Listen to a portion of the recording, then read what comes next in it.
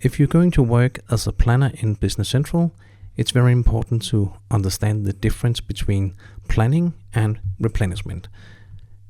And that means if you go into, for instance, the item card, it could also have been a stock keeping unit card, and you scroll down to the areas of planning and replenishment. Here we have replenishment, then we have planning, and those are separated into two different areas.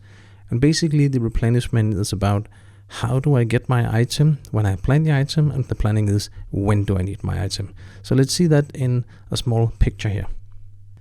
So if the planning machine, the MRP planning or the planning worksheet, work as the little fella in the middle, there's some input, meaning demands, supplies, inventory, master data, etc. And it does a lot of calculating, and it comes out as output, meaning order proposals for production orders, purchase orders, and transfer orders.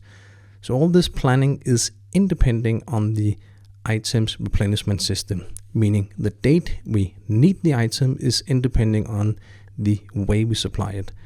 Let's go back in Business Central and see what that means.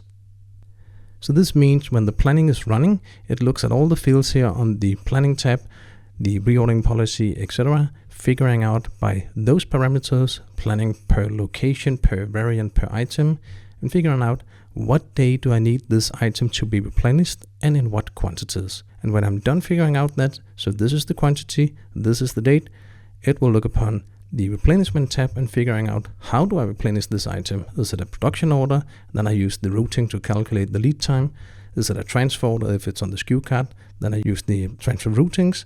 If it's a purchase item, I use the lead time down here to calculate the lead time. So the difference is that the planning runs first, it finishes, it gets the data and the quantity, and then it goes to the replenishment and figuring out how do we get it.